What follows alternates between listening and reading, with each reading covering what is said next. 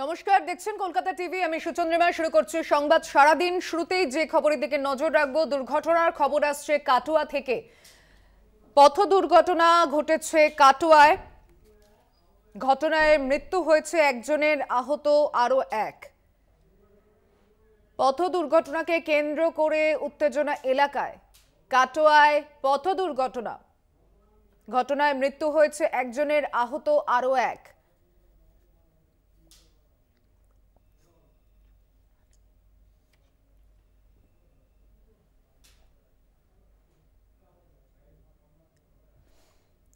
পথ দুর্ঘটনাকে কেন্দ্র করে উত্তেজনা। বর্ধমানের মির্জাপুরে পথ অবরোধ।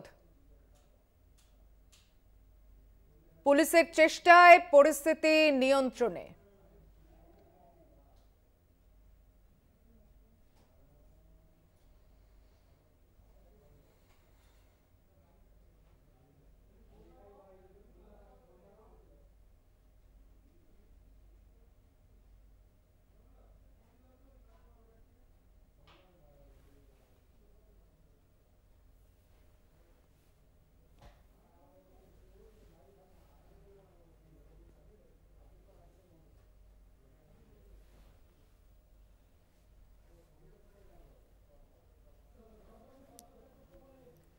কথা বলবো, টেলিফোনে রয়েছেন প্রতিনিধি চন্দন সেনগুপ্ত।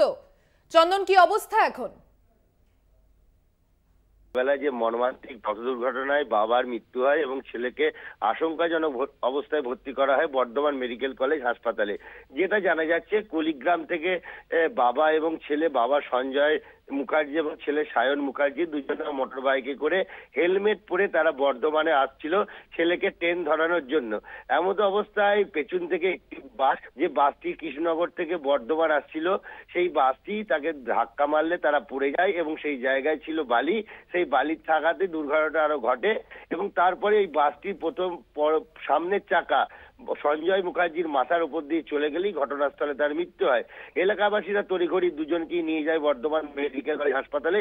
সেখানেই কিন্তু বাবা সঞ্জয় মুখার্জিকে মৃত বলে ডিক্লেয়ার করা হয় এবং ছেলে সঞ্জয় মুখার্জিকে ভর্তি করে নেওয়া হয়। যেটা জানা যাচ্ছে, প্রত্যক্ষদর্শীরা বলছেন যে রাস্তা সরু হওয়ার কারণে প্রায়শই দুর্ঘটনা ঘটে এই কলিগ্রামের এই মোড়ে। অর্থাৎ কলিগ্রাম থেকে এই বর্ধমান যাওয়ার যে রাস্তা রয়েছে, রাস্তাটা চারিদিকে কোনো জায়গায় বালি, কোনো জায়গায় পাথর করে থাকায় রাস্তা সরু হয়ে গেছে এবং এই সরু হওয়ার ফলে প্রতিনিয়ত কিন্তু দুর্ঘটনা ঘটছে। বারবার প্রশাসনকে বলেও কিন্তু তাদের কোনো টনক নড়েনি। এমতো অবস্থায় আজকের এই দুর্ঘটনা ঘটলে কিন্তু তারা অবস্থায় ওখানে অবরোধ করে, পথ অবরোধ করে বেঞ্চি দিয়ে। এরপর প্রায় 1.5 ঘন্টা ধরে চলে পথ অবরোধ। পথ অবরোধের জেরে আটকে পড়ে বহু গাড়ি এবং বিশেষ করে যেহেতু বর্ধমান ঢোকার মুখ, অর্থাৎ কাটোয়ার দিক থেকে যাওয়ার এটাই হলো বর্ধমানে ঢোকার মুখ, সেই কারণে কি যানজটের একটা সৃষ্টি হয়। এরপরে 1.5 ঘন্টা পর পুলিশ এসে তাদেরকে বোঝানোর পর অবরোধকারীরা কিন্তু অবরোধ তুলে নেয়। কেন অবরোধ তুলে নিলে তারা বলেন যে, পুলিশ এসে তাদেরকে বলেন যে আপাতত 4টে স্পিড ব্রেকার দেওয়া হচ্ছে এবং ওখানে সিভিক ভলেন্টিয়ার নিয়োগ করা হচ্ছে এবং এখন কদিন যান চলাচল নিয়ন্ত্রণ করা হবে এবং পরবর্তীকালে ঊর্ধ্বতন কর্তৃপক্ষ জানিয়ে যদি রাস্তার কিছু সুরাহা ব্যবস্থা করা হবে।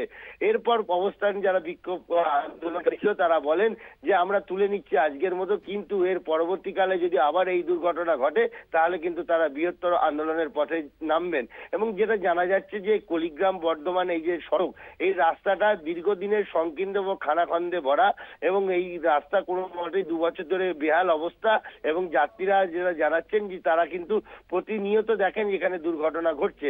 আজও কিন্তু তার সেই দুর্ঘটনা আজও ঘটে এবং সেই দুর্ঘটনা ঘটার পরই একজনের মৃত্যু হয়, একজন আশঙ্কাজনক অবস্থায় বর্ধমান মেডিকেল কলেজ হাসপাতালে ভর্তি। সুচন্দ্রিমা। ধন্যবাদ চন্দন।